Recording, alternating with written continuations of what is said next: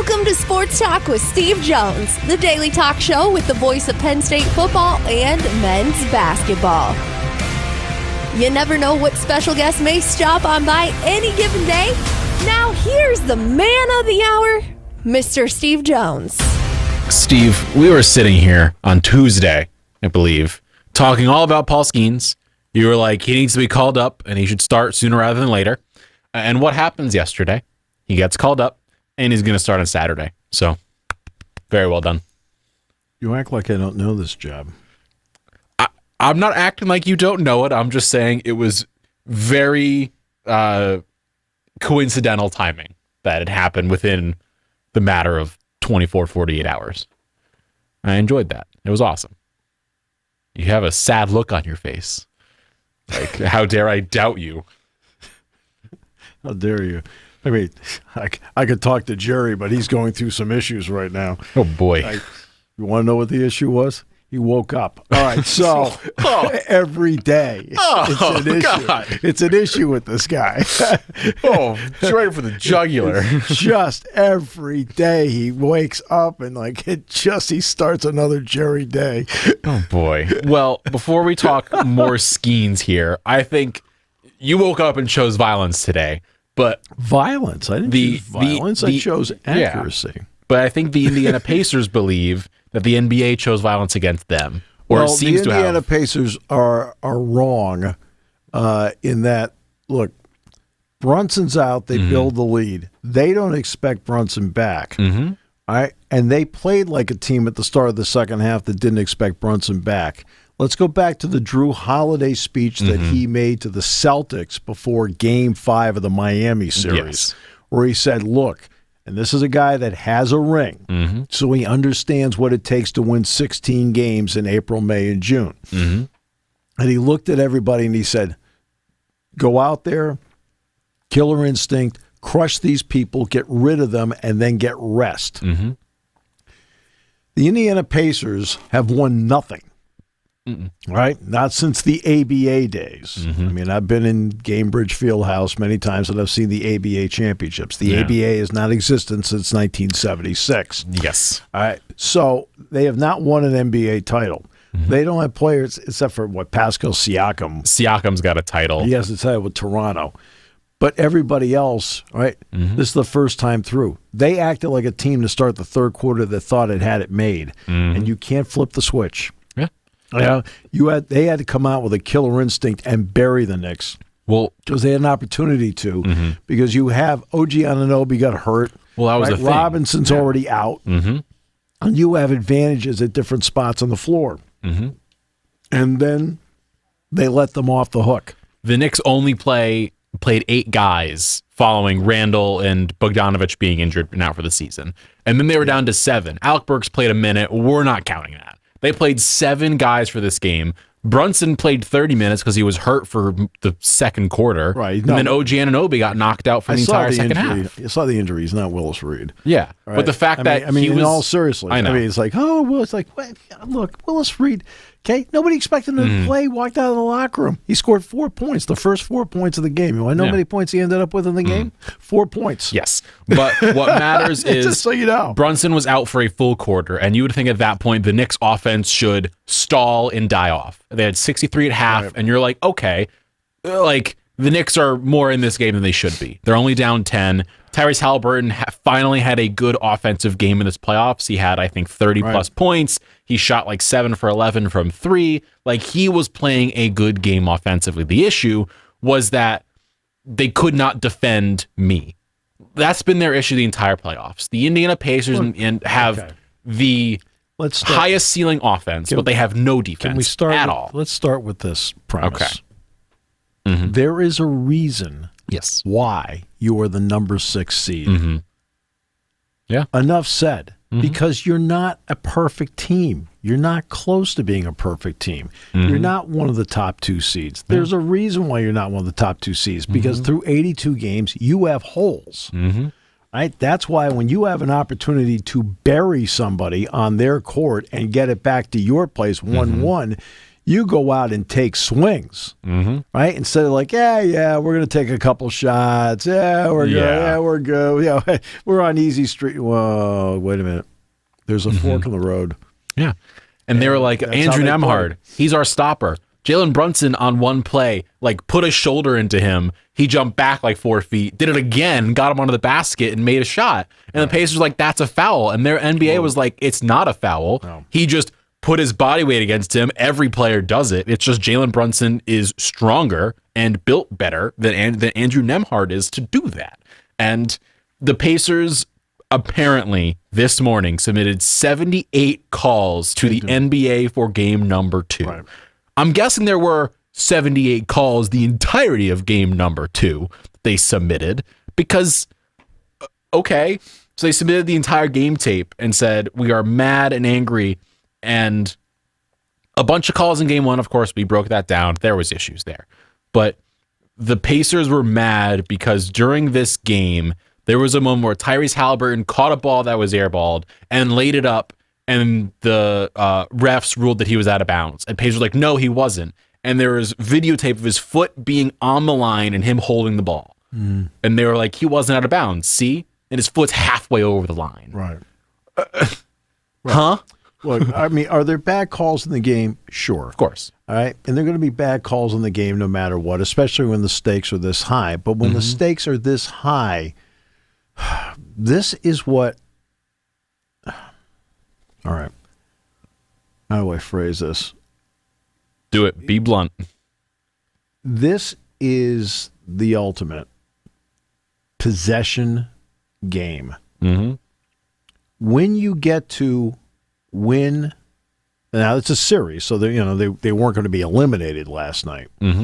But every game has such stakes to it that every possession is critical. The Pacers lost because they took a period of time off in the game where they didn't take the game seriously and didn't value their possessions.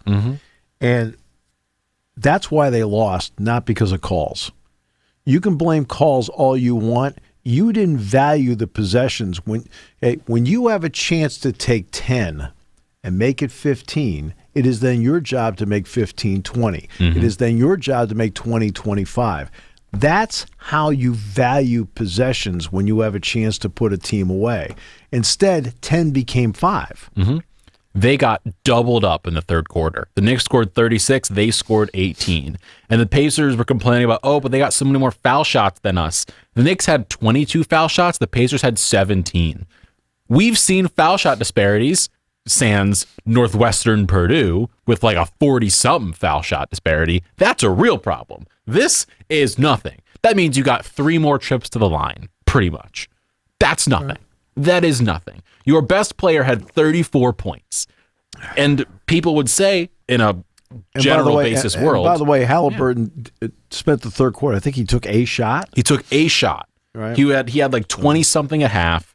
He took a shot in the third quarter. But he, for all intents and purposes, actually had a good offensive game after scoring 6 points in the first game. Well, remember, they built themselves to get to the number 6 seed because they actually did well in the in-season tournament. They got to the championship game. Halliburton played lights out. Right, and after that, Halliburton got hurt. What did they do? Yeah. Halliburton got hurt his ankle, and then it was just downhill for them for the season. They got Pascal Siakam, who they think, okay, this guy's going to be what we need him to be. He's been good. He's made them not downright 30th defensively, but they have not been good. And the Knicks made shots. They did everything. They got rebounds. Again, the Knicks, without Mitchell Robinson, one of probably the best defensive rebounders in the NBA or offensive rebounders in the NBA, the Knicks had 12 offensive rebounds last night. Josh Hart had 15 rebounds. Right. Hartenstein, 12 rebounds. DiVincenzo, 6. Achua, 5. Like, they just rebounded the heck out of the ball. They out-rebounded the Pacers by 10. Part of that is the Pacers missed a lot of shots. Well, that is a part of it. But then Josh Hart hasn't sat. He's played 10 straight quarters. He has not sat. And he's playing this well. You would think someone would attempt to try and box him out at some point, right? Like, hypothetically, I know you can't box out Rodman, and Josh Hart's getting to that point. But, like, you would think you'd chuck a body at him when the ball goes in the air. Am I wrong for thinking that? I mean, I know I may not be like a Mike Rhodes, but like, Okay. What league are you watching right now? Currently I'm watching the National Basketball Association. Well, guess what? In the National Basketball Association, certain fundamentals on certain teams are not good. Yeah. And that's one of the problems that people have watching with the NBA is some of the fundamentals. There are so many college coaches that have told me they don't want their players watching the NBA. Mm-hmm. Why? Because it then develops bad habits. Mm-hmm. Okay. Yeah. I mean, like Joel Embiid. I was critical of at the end of the game in Madison Square Garden where he boxed out the wrong guy. Again, fundamentals. Okay. Who taught you? Come on. Yeah. Right. This is the ultimate possession game. Your fundamentals should be on point at this time of the year, and you should not have to pull a practice to say, okay, we need to do a practice on fundamentals. It's May. Yeah. Also, I'm gonna just one more thing on this game really quickly. If you are the Pacers, the first thing I would do is target one person in particular, Isaiah Hartenstein. I would go at him because Of course I would. I go at him all the time. Look, he works hard, he tries hard, but he's a good basketball player, but that's it. But not only that, he is the only big man left. You've got after him Jericho Sims. I know. If you are the Pacers, you give the ball to someone who is going to make a max contract this offseason, is going to get one, an NBA champion Pascal Siakam. You say, you take this ball and go at him. Or, hey, Tyrese Halliburton, get him on a switch and go at him. Because if he had one foul last night in 39 minutes, a singular foul, I don't want to see him less than 4 if I'm the Pacers. Bare minimum, he's got to have 4 fouls if you got to go at him. You get him out of the game, all of a sudden the Knicks have no size. And you've got Miles Turner and Pascal Siakam, who are bigger than pretty much everyone on the Knicks. If OG Anunoby's out, the Knicks go down to a 6-man rotation and they're done for. Well, it's imperative for the Pacers to protect their home floor the next 2 games. If they lose one of the next imperative. 2, it's over. It's imperative. If they don't, you're right. They are in deep trouble in the series because then every game would become a must-win situation. And down 3 games. I always love it. It's a must. Game 3 is a must-win. Every game's a must-win. Over here in the back, no, not really. It's strongly recommended, right? But if they lose the game, they're not out of the series. Let's say, but still. I saw a fan who said the Pacers can win in Madison Square Garden. I don't think anyone will be able to beat the Knicks right now, how they're playing in Madison Square Garden. The crowd is just absurd. The Knicks started with shouting. The crowd doesn't do it. Okay, I know. The crowd boosts the home team. Okay, these are professionals. I know. Hey, they're not going in there going, oh my God, like the Boston Celtics. We've never played in Madison Square Garden. What's it like? I know. Those people are mean. Did you see what was happening during the end of the game yesterday? Obviously, the Knicks lost enough in Madison Square Garden this year where they're not the number 1 seed. Yeah, we lost enough. Whatever. Okay, I'm just pointing out. I know. Okay, okay. I'm not a big believer in sports myths. I'm a believer in common sense and whatever. Are the Knicks a better team at Madison Square Garden? Yes. Are they infallible at Madison Square Garden? Shockingly, no. All I'm just saying is that it helps them being at MSG. So if they win one of these games and they get 2 shots at you in Madison Square Garden to win against a team where their all-time great player, Reggie Miller, is on the sidelines and the entire crowd is shouting expletive Reggie Miller. But remember, they had a chance to close out Philadelphia at Madison Square Garden and did not. Yeah. I rest my case. We move to the next point. Yes. Then again, that also happened after the owners of the Sixers had to buy 2,000 tickets, so Knicks fans didn't get them, which is still the most absurd thing I think I've ever heard. No, I've seen other sports where it's been like that. You never saw the Nebraska Notre Dame game at Notre Dame. Nebraska fans bought 25 to 30,000 tickets. They invaded the place. It was, to this day, it's still another. It's such a dark day for Notre Dame football because they just came and they took the place over, and all the Notre Dame players are like, "Well, where are our fans?" Right? So no, that's 2,000 wrong. Okay, even if they got 7 or 8,000. So what? Nebraska 25 to 30,000. Crazy. And invaded. My goodness, when Penn State played in the Orange Bowl, against Florida State, okay, 75,000 fans. 60,000 were Penn State fans. Penn State travels in the well. Orange Bowl, because look, Penn State had gone through a tough time. I know. I broadcast all those games. What? You? Yes, me, along with Jack Ham. So we saw it. So now they get to the Orange Bowl. They're going to the game 10-1.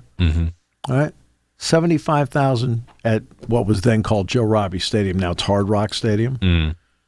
60,000 of them were Penn State fans. It was a home game for Penn State, and that never happens outside of the Pinstripe Bowl, right? Because that's a Northern Bowl. That never happens in any other bowl game Penn State goes to. Penn State's well represented, but even like the Rose Bowl, there's 30,000 Penn State fans. Well, they actually are allowed to sell more tickets to the Pac-12 team.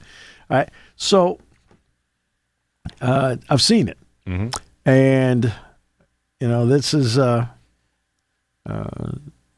So now they got to go to Indiana, Gainbridge Fieldhouse, which I just referenced earlier, which is one of the really terrific basketball arenas. Yeah. I mean, you want to talk about an arena that was built specifically for basketball. I mean, you talk about you go into an arena, maybe I think that's 18,000, and you feel like, wow, they signed. I mean, they thought of everything in that arena. By the way, Allen Robinson, the former Nittany Lion, is signed with the Giants. I was going to bring that up. So that's good. Beat me to the punch on that one. Happy for A-Rod on that one. He's he's at the point now where he's a possession receiver with all the speed that they have with Hyatt and then bringing in the kid from LSU. Malik Neighbors. Right. They need somebody that's a reliable, dependable guy out there. He will do that for them and help them out. Yeah. I want to get to, I know you have a list of things, but I want to get to something before we get to that. Let's and hear that it. is the article that was put out on The Athletic, which you don't subscribe to because it actually takes cash. I do subscribe to The Athletic. Fun fact. Oh, you do? Well do. done. I pay my yearly fee, my yearly subscription. Well, I got it. well done. I am impressed. Because I asked Jerry what he subscribed to, and this is a family show. What article are you referring to, Steve? He's overeating donuts right now. Tell me I'm wrong. You're not wrong. It's Munchkins, to be specific. Okay. He's sitting there with the entire box of Munchkins when I walk in. So, like, I got coffee. You didn't get coffee. Right. The Athletic article. Let's get to where everything is going. When you get to a lawsuit such as House versus the NCAA, I believe the judge is Claudia Cowan. They encourage you, saying, hey, look, you guys need to sit down and see if you can negotiate out a settlement. The trial's coming up, scheduled for January of 25. You should sit down. Well, it sounds like they are making some semblance of progress in this. Okay. Because this has been the biggie the entire time. They're discussing details of a deal, which is really important. ESPN, Pete Thamel was the first one to get his hands on it. The Athletic has been able to confirm it. It would cost the NCAA and its schools billions of dollars and would set a new framework through which college athletes can directly receive a cut of their school's revenue. The total cut would be around $20 million per school for all of the school's athletes. That would be football, basketball, Olympic sports. It says non-revenue sports. I'll say Olympic sports, and the reason I'll say that is, like, for example, you can't term women's volleyball a non-revenue sport. People pay to go. You can't term women's soccer or softball as a non-revenue sport. People pay, but they pay for tickets. Okay? They lose money. Okay? According to those briefed on the talk, schools would participate in revenue sharing on an opt-in basis. So some could choose to pay less than the proposed maximum, half of it or none of it. So in other words, I'm sitting there and I'm Appalachian State. Uh-huh. I'm not going to pay $20 million. I don't have $20 million. Mm-hmm. I don't have it. Okay, You'll pay your proportion. Right. If I'm sitting there and I am, somebody that's ascended to Division I, James Madison, I don't have $20 million. Mm-hmm. Right? If I'm in Conference USA, none of those schools have it. If I'm in the American Athletic Conference, none of those schools have it. Mm-hmm. You have to be in one of the power conferences if you're to have one of that the money. Power 4 for football and Power 5 for basketball, Big East being the 5th, all right, you probably have it. Yeah. Probably. Okay? If not, you're in the ballpark. If you are in the Big East in basketball, I say that's why I couched it with probably. Mm-hmm. They don't have football to back up the number. They only have basketball. And I'm not so sure they've got the $20 million. So they may, they've got so they would take a decent less. chunk. But the Power 4 should have it. Mm-hmm. Now, there's also a second component to this, which is back pay to those from 17 through 21 or something like that. Mm-hmm. Evidently, the NCAA has stepped in and said, you know what? We might be the ones that actually take care of that part and not the schools. Well, that would alleviate some heavy lifting for the schools. Yeah. Does it solve problems like the transfer portal, NIL, pay for play? No, it does not. Right? But it is a step. It's a step in the right direction for college athletes to get fairly compensated for their play in their sport. It also is going to alleviate something that they're very concerned about right now. Mm-hmm. And I gave this example of Georgia. And I did this maybe 3 weeks ago when you weren't listening. Well, you were so consumed with the Knicks, I don't think you hear half this stuff. Continue. I worry. I worry about you. Mm-hmm. Right? And then, then the other half of the show, you're trying to cover up and suck up to Jerry. It's like, come on, you can't do that. I mean, come on. Yeah. If you want, I'm going to put a dartboard in here with his picture on it. Go for it. I'll supply the darts. Oh, now he's joining. Oh, I feel like I made progress. All right. Georgia, for example, and they were talking about their NIL over and over. Mm-hmm. And I say this, I'm sitting here like this because I'm doing an NIL event tonight in Philadelphia. I'm Big shot Steve here in a suit. Like tiny part of it. Okay. It's James Franklin. It's Penn State players, Saquon Barkley. Okay. I'm just supposed to keep the program moving. Pennsylvania resident Saquon Barkley. Yes. I'm just supposed to keep the program moving. But there was a concern that they were talking about at Georgia about what they referred to as donor fatigue. Mm-hmm.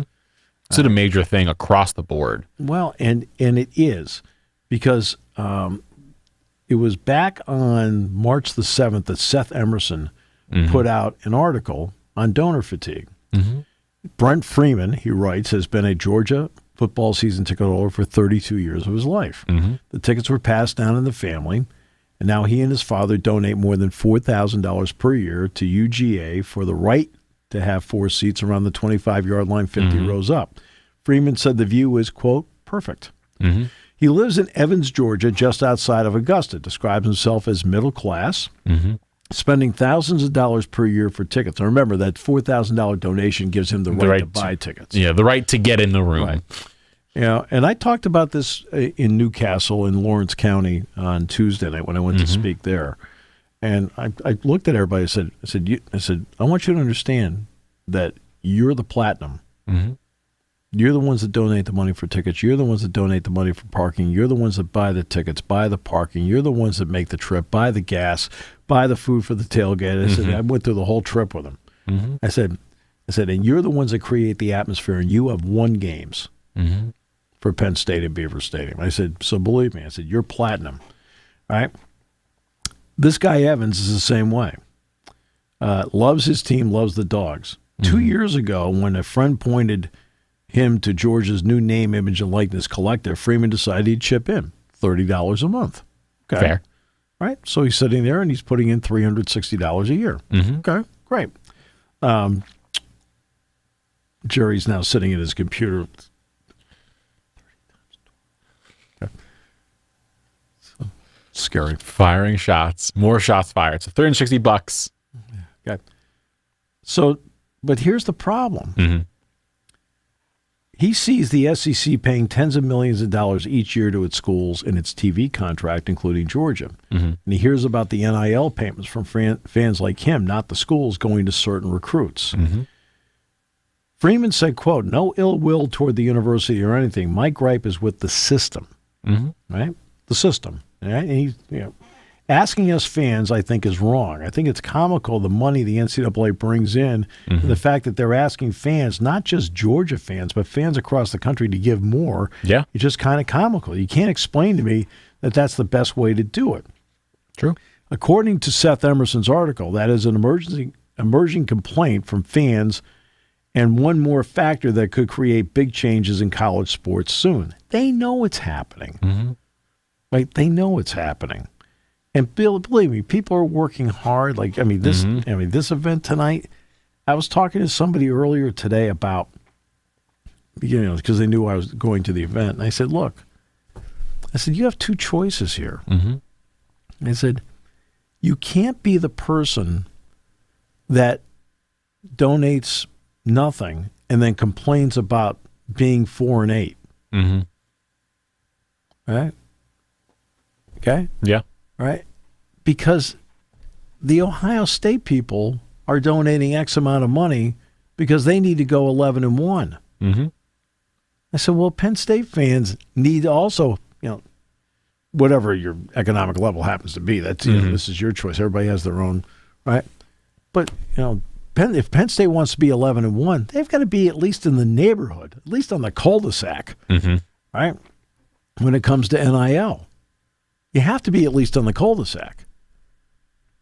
You can't. You just because that's where the current competition is right now, right? That competition level. And it's amazing to see there is a correlation between the two. So now they're looking at what's going on here. The House settlement, by the way, just so we know, it is not yet a done deal. Right? There's a lot to be worked out. So there's a big road. And as everything is with... Well, Jeffrey Kessler is the one that's worried. But Kessler has settled cases before. So it's not as if Kessler goes to court every time. He gets his client into a position and he settles cases. And he's done that. He has not commented about any of this. A lot of people think it's going to happen.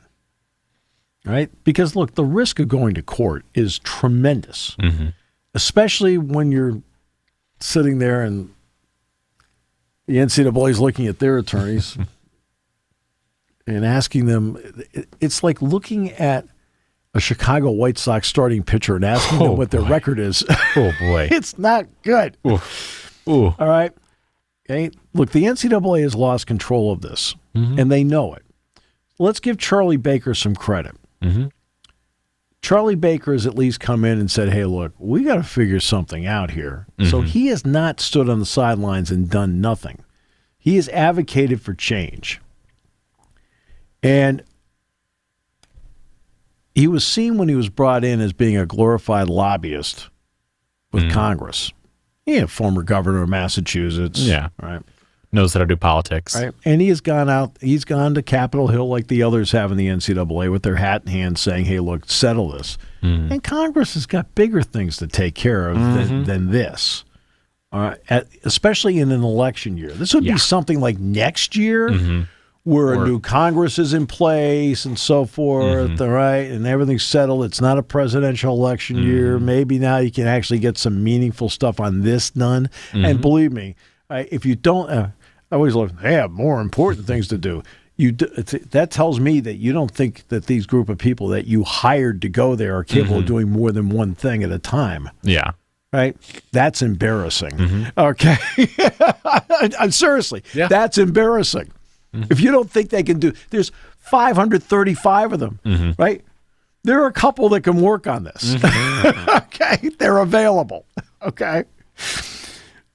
So, but it's not the thing, again, they're not good at it either. But this is where if they go at $20 million per, it at least alleviates some of it. And But here's the issue for an athletic director. So let's look at Pat Kraft. Pat Kraft has sat down. He's been on the job now almost 2 years. Mm-hmm. At some point, he and his staff, Adam, Vinny, everybody together, sat down, and he's looked at all the departments and said, hey, let's do a 3 to 5 year budget projection here. Mm-hmm. Okay. Well, the 3 to 5 year budget projection doesn't include this. Mm-hmm. It's not there. Nope. Because a year ago, did you count on this? No. 6 months ago, did you count on this? No. No, you did not. So now you have to go through this. Mm-hmm. The transfer portal, eventually, at some point, now the worst thing that could happen to them is the negotiations break down and they go to court. Explodes. Because then they're going to get buried. Yeah. And they know it. And I also think that on that side of Kessler, he's the attorney, the House side of it, it's like, hey, look, let's not come over here and throw gasoline the match and blow the whole thing up, because there's still elements of it that work. Yeah. And they know that.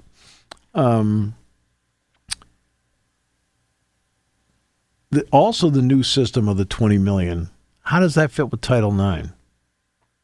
Mm-hmm. How would that fit with Title IX? How do you disperse the funds when a football team has 85 scholarships? Mm-hmm. Men's basketball is one thing. It's 13 scholarships, and women's basketball. Okay, it's obvious how that should work out. When you have football with 85 scholarships, how do you then work Title IX around that? Mm-hmm. And I know that when it comes to scholarship and percentage of athletes, people have worked around saying, hey, look, there's no equivalent to football. Mm-hmm. But then everything else falls into one by one. Well, there's no equivalent to wrestling. Well, there's actually no equivalent to field hockey. Mm-hmm. Okay, so it works out. Yeah. All right. In the end. The issue is you have people who want to solve everything at once. Mm-hmm. And others are saying, well, let's get this done, and then we'll go from there. All right? You need to have a group of people settling this right now. Mm-hmm. And then, again, let's go back to you can do two things at once. Yeah. Right? You can do two things at once. Mm-hmm. Right? I need a group of people working on NIL, transfer portal, and the like on this side. And then one group working on a settlement on this side, because the two eventually will go hand in hand, but right now one is exclusive of the other. So you can work on both, because, look, at some point, I think collective bargaining is going to be the key. You have to be ready to do it. Mm-hmm. Jason Stahl of the College Football Players Association said he envisioned athletes participating in collective bargaining as non-employees without having their financial rights limited. If the House case is settled, creating the new financial model, the college power brokers can move on to the next step. Mm-hmm. He said, we want this proposal to jumpstart the debate over how college athletes can collectively bargain in the future. Now, part of that collective bargaining has got to be, let's discuss transfer portal. All right? Mm-hmm. That has to be part of it. All right? How much movement is allowed? How often is the movement allowed? And do you have contracts? And if there are contracts to play as non-employees, does that include you playing in a bowl game based on what those contracts say? And I'm talking about, I'm not talking about the college football playoff. Yeah. You skip the college football playoff, and I'm an NFL executive, I'm not drafting you. No. Okay. Stahl said, we're willing to work on a sustainable model for college athletics. We're willing to tame the chaos. Okay. Great comment. Now we'll find out the reality, because here's what you need. Okay. I mentioned what his organization is. Remember, the other organization that UAB is with, was it athletes.org or athletes, whatever it's called. Yeah. Right? And you have to pick an entity, or the players will, that actually negotiates for them. So it's either this group or the UAB that one. Whatever. But you have to pick one. You just can't sit there and go, Yeah. I mean, when Ford sits down and GM sits down and Chrysler sits down to negotiate, it's with the UAW. Mm-hmm. All right. So, it says 3 years later, the NCAA and college brokers are tired of losing in court. They should have been tired decades ago. We're finally tired of losing. Our record is only 0-700. Look, Georgia and Oklahoma in 1984 that opened up the TV deal should have told you're losing. Steve, you know who was tired of losing?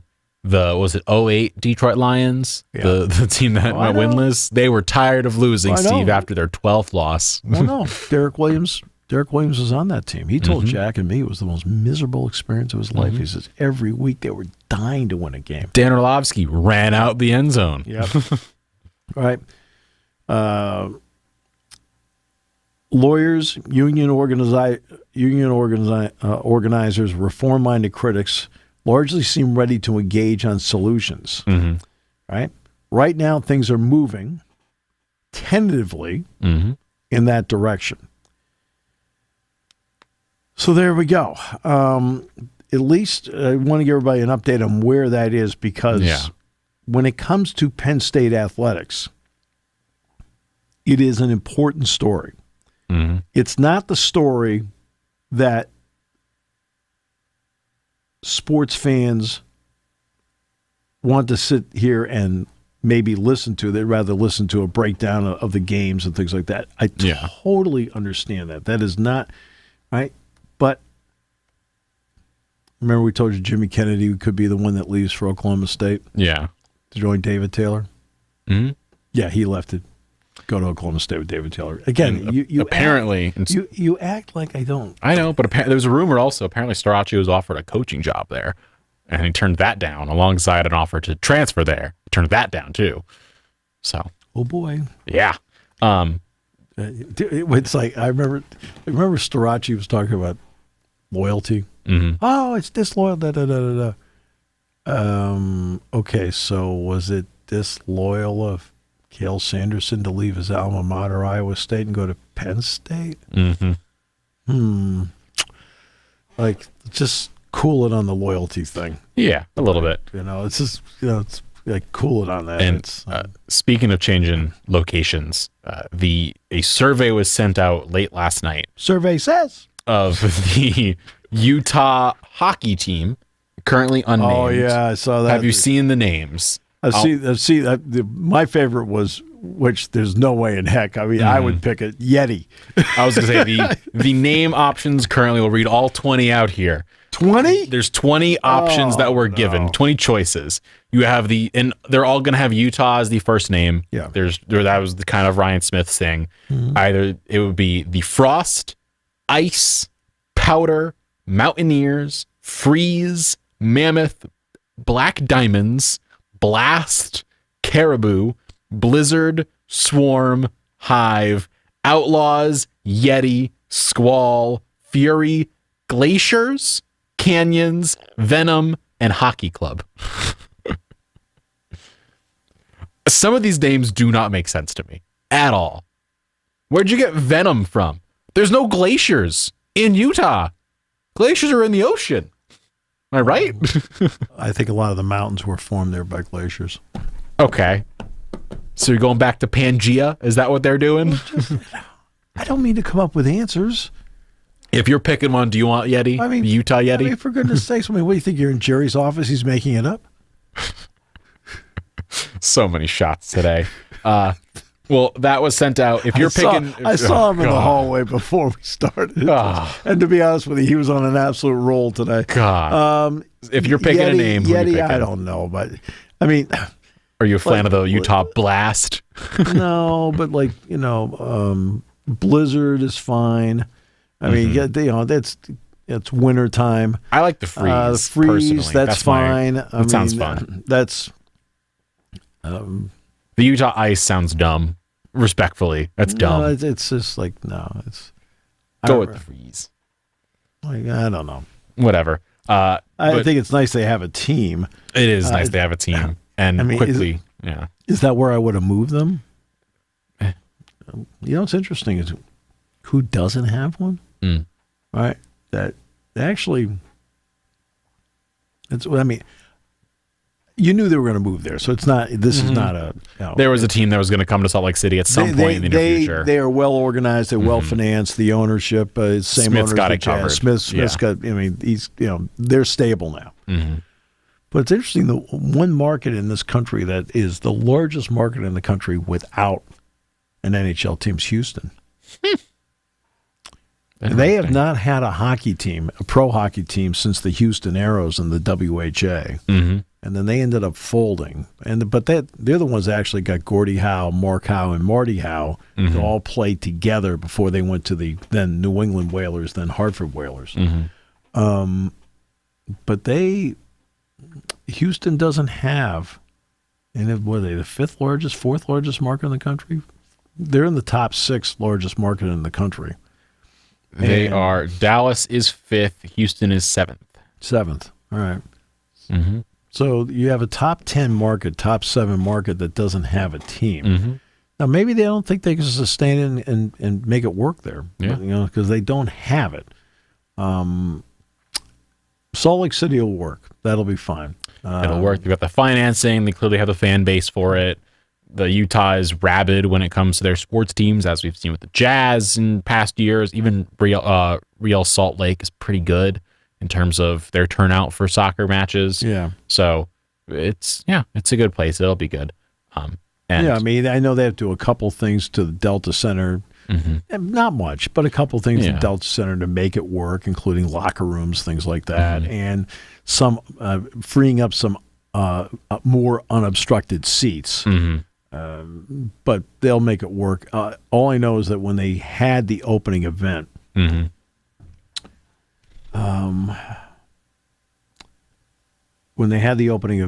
had 1,000 children at the airport greeting the team. They then had a full Delta Center to greet the team when they went there. Not bad, but that tells you something. That's you want to talk about first impressions being important. Well, they did that. That was their first impression that they got of the area, and it was that was great for them. It's good. And after playing before 4,600 the last couple of years at home in Tempe, which look, they did the best they could with what they had. It's just the Gila River Arena is across the street from where the Cardinals play at State Farm.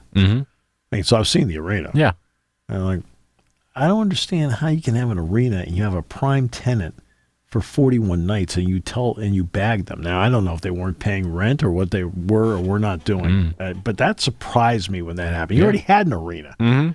Yeah, it's like, okay. It's all figured out. And they just put out plans for like a brand new one or something. They did something recently. And then all this happened. they because the owner was trying to keep the team there. Well, finally the NHL said, we've had enough. Yeah. All right, we need to make a move now. And we have an owner who wants the team. Salt Lake City. Now, Salt Lake City, this is an important chip for them. Right? Because we know the Jazz are successful there. That's fine. It's not the biggest market in the country, but the Jazz are successful there. If the hockey team is successful as well, that then bodes well for their next sports venture because they have officially put in papers with Major League Baseball about expansion. Salt Lake City, by the way, is 31 in the U.S. Right? Nashville is without question the clubhouse leader. When it comes to Major League Baseball expansion. But they are out east. Right. But the Stars, which they would be called the Nashville Stars, are organized. They've got they have a lot of their ducks in a row. Right? So that's why they're the clubhouse leader. Now the question is going to be, does Charlotte get it? Charlotte's problem is not market or enthusiasm. Charlotte's problem is ballpark. Their ballpark is a beautiful minor league ballpark. I believe they're the White Sox affiliate, right? But the problem is, right, I think it's 12,000 seats. The Charlotte Knights are the White Sox AAA. I know. And how many seats do you think they have? Any seat number? I thought they had 12,000 seats. They have just over 10. They have 10,200, give or take. Okay. But it's not expandable. Mm-hmm. It's downtown. Right? It's not, in other words, that's the issue. It's not expandable. When Buffalo built Pilot Field, which was the original name of it, which the Rich family built, they built it to be expandable. Mm-hmm. Well, they never had to expand it because they never got a team. Mm-hmm. But it was built to be expandable. Charlotte was not. Mm-hmm. Portland is very organized. And the franchise that really supports Portland getting a franchise are the Mariners owners. Mm-hmm. Mariners are very comfortable with who they are, with their ballpark, with their situation. They are sick of being the ones that travel exponentially more miles than everybody else. Gives them a rival. Having a short trip for them is invaluable to them because they travel tens of thousands of miles a year because they're in Seattle. And Portland is market 24 for those keeping track at home. That's why when the University of Washington was brought in, it was important, or it doesn't matter which order. Yeah. Oregon and Washington came in together because that part of the country, I mean, it's further from here to Seattle than it is to Los Angeles. Anybody will tell you that. They are north. And that's why it was important that they come in together in some form, because you needed to have somebody in the neighborhood to play where not every trip, it's just say you didn't bring in Oregon, or you just didn't, or you only brought in Oregon. You'd be sitting there going, okay, we got to go here. At least now they still know they have that trip in their backyard. Yeah, relative backyard. It's still not a short trip from Eugene to Seattle, but still. Yeah, but at least it gives you some. So that's why, going back to the Portland expansion, that's why the Mariners are the ones that have helping them push it. Then there's Salt Lake City. If they can make hockey and basketball work together during the same time frame, where they're selling tickets for both, they can then pitch, hey, look, this is a great place to be in the summertime where it's going to be the only show in town. Yeah, there's no other sport there. And that's, because they put in papers to explore expansion. Yeah. Salt Lake City has. And people are like, oh, well, now they make this hockey move. No, guess what? That gives them a little more juice behind what they're doing. Yeah. There is a minor league affiliate there of the Angels, the Salt Lake Bees. Their baseball stadium is a 15,400 seat stadium. Yeah. So, by the way, bigger than where the Athletics are going to play in Sacramento. That's right. If I'm not mistaken. Right. But Sacramento, by the way, just so you know, in Major League Baseball, in minor league baseball, Sacramento usually draws, they're the number one draw in minor league baseball in terms of total fans. Not bad. Sacramento market 27. Yeah. I mean, they're not going to keep the team. Oh, no. It's going to be there for a few years because the Athletics owner is downright terrible. So, yeah, it's interesting. Yeah, I mean, but that's the reason why Salt Lake City would actually have an advantage over them, especially it would be, look, you already have the market up in Northern California. You have San Francisco. Okay, so that's part of it. But, hey, I mean, those are just a couple of things just to look at, and that's down the road, and it's also something down the road that could benefit others, because if you expand by 2 teams in Major League Baseball, that means there are 8 more minor league teams. We'll leave it at that. And it'd be interesting. Yes, it would be interesting. Again, there would be 8 more teams in minor league baseball. It would be fun. That's all I'm going to say. And speaking of Pennsylvania and sports teams, real quick. Don't know if you saw this. In the MLS, there's a new wonder kid coming up through the U.S. ranks, Kevin Sullivan. He's 14 years old. The Philly Union signed him to the largest homegrown contract in MLS history. And part of the deal is when he turns 18 in 2027, he's going to sign for Manchester City. So when he hits 18 years old, he'll move to England and play for City. But it is the largest contract. He's from PA. He's from here. And if he were to play before July 29th, which is expected, he will be the youngest player to ever appear in the MLS, beating out who? Abu, I have no Freddie Adu. Freddie Adu. That was close. Freddie Adu. So that was close. It's interesting. It's very exciting things. And the last point I want to note here, because I am, again, a soccer fan, is the Champions League final is set. June 1st will be Real Madrid versus Borussia Dortmund. And it is a very interesting one because of what happened in yesterday's game. Again, did you see it, if I may ask? Real Madrid versus Bayern Munich? Did the ball go in the net? So the ball did go in the net, and we only have a few minutes left, so I'll speedily explain. So in this match, Real Madrid get the goal they need to go up on goal difference. It is the 90th plus, it's like they're at the end of stoppage time. Bayern have an attack. Their player heads it on. The referee throws his thing for offsides. Of course. And then a Bayern player scores as soon as he does that. Of course he does. I know. I mean, that's what this whole sport's about. I know. Right? Just let him play. Well, that is the thing. In the past 5 or 6 years, the main note for referees has been to let them play, and then at the end of it, you can raise your flag. At the end of the entire play, raise your flag, or don't. Let VAR figure it out. Look, but the referee raised his flag early. Okay. Bayern then was disallowed the goal, which then meant they couldn't go on and score. And it was seen on TV afterwards. The dude was onside by like a foot. So it was a wrong call anyway. I had a long talk with the guy that runs VAR for Miami. Uh-huh. No, I'm sorry, runs VAR for Miami and Orlando. Florida. Yep. And he was telling me, he says, yeah, the MLS referees almost went on strike. I said, I was kidding around with him. I said, fine, just grab 3 guys out of the stands. It'll be just as good. It doesn't matter. It is, yeah. He says, yeah. He says, the interesting thing, he says, the pressure we feel on the VAR thing to get it right, he says, it's like really intense. Yeah. But there's too much put on it. You have to have a more liberal look at, okay, it's one thing about judging offside in hockey because they have a blue line. Now, I know you don't want to put additional lines out there, but I'm sorry. You may have to put, I don't care if it's a dash line, something like that, saying, okay, here's the offside line where people can judge it better and also the players know where they can go. Yeah. Where they're supposed to be. Either that or, open the game up.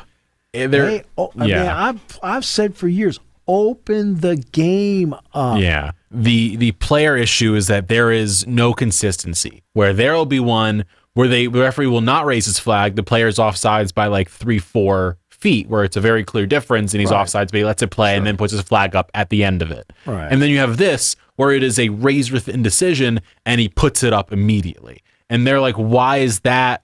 Like, if there is a close decision, don't put your flag up until the end. If you think he's offsides, wait till the end. Don't put it up immediately when it's that close, but you will keep it down when it's 10 feet offsides.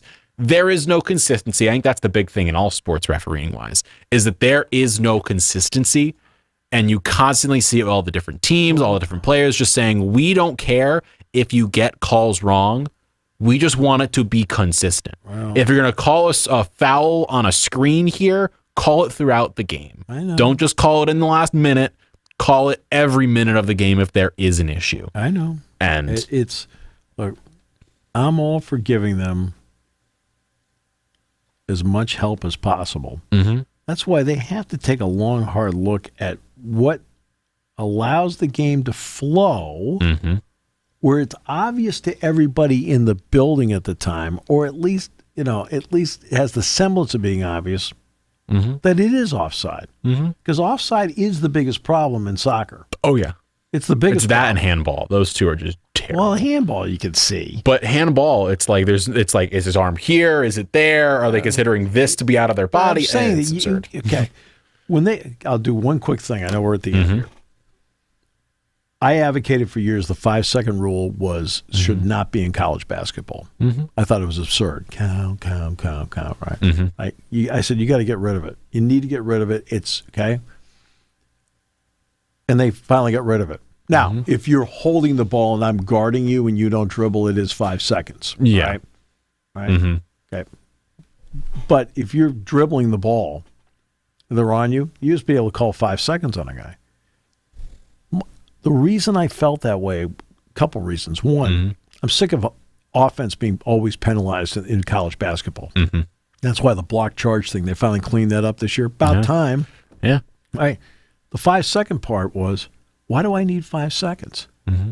Right? I have a 30-second shot clock. Or in the NBA, I have 24. But I've got a 30-second shot clock. Who cares about a 5-second call? Yeah. And it's here's the primary point, one less thing for the officials to worry about. If you can have them worry about less, they can concentrate on the other parts. Agreed. And this is what you come here for us talking about the Utah Yeti and about referees. And you should have seen Jerry was voting for Yeti all day in his computer. Oh, boy. Right. Thank you for listening to Sports Talk with Steve Jones, a 7 Mountain Media production. Come back at 11 every weekday for analysis of the latest happening in the sports landscape. From college football to European soccer, Steve and Kyle cover it all on Sports Talk with Steve Jones.